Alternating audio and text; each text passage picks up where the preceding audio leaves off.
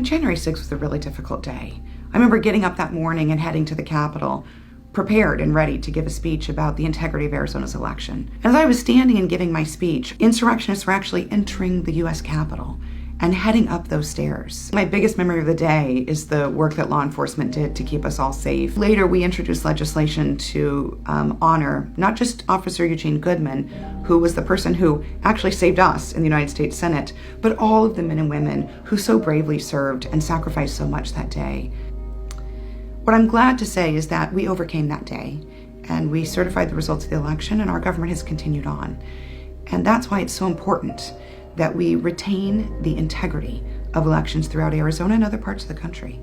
But Arizona, I think, provides a good example of how to run a clean election. This pandemic just has hit Arizona and our entire country really hard. And I wanted to make sure that we were able to support families and businesses as we were getting through this really tough time. We wanted to make sure we had money for testing and for vaccinations. I encourage everyone to go get vaccinated if you haven't already. I already have my booster, and I am so grateful for it. But we also did things like help mayors of cities and towns and counties have the dollars they needed to pay for fire and healthcare for people in emergencies. We also were working really hard to make sure that schools had the broadband they needed so that kids could get access to the internet when they weren't able to physically be at school. So it was a big package, but we really found that we needed to help people in all parts of the community in their life. At the beginning of this year, I was appointed as chair of the committee that works on the border. And I was really proud to do that because I feel like the Senate needs to have a border state senator chairing that committee. Folks know I was born and raised in Tucson, so for me, it was right at home.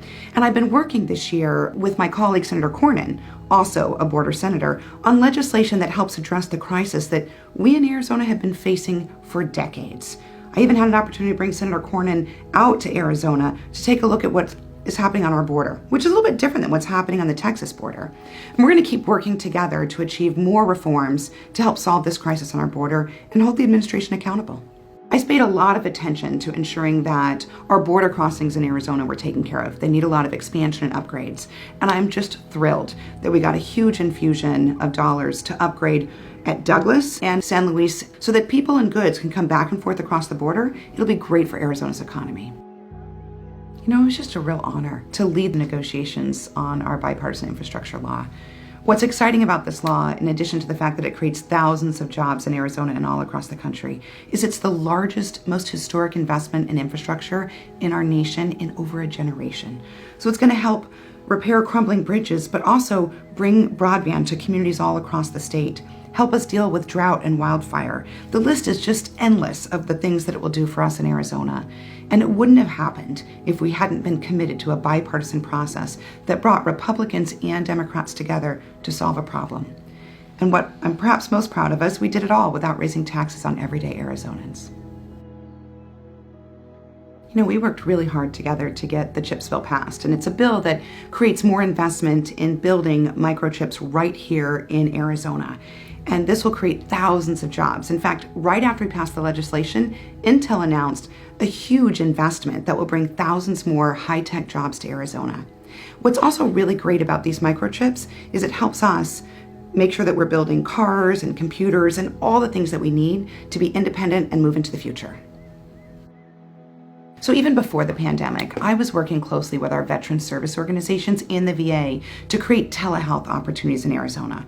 So many of Arizona's veterans live in rural communities, and they just can't easily get to the VA hospital.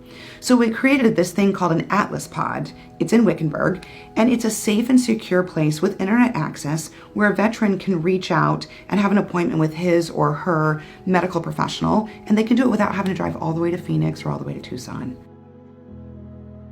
Part of Senator McCain's legacy in the Senate, and it is a big legacy, but part of his legacy was this work that he did on Rio Reimagined. It's this plan where he brought all stakeholders together to connect all the river communities throughout metropolitan Phoenix. And I wanted to make sure that we continued that effort. So I introduced bipartisan legislation to support the Rio Reimagined project, and I'm looking forward to getting this done.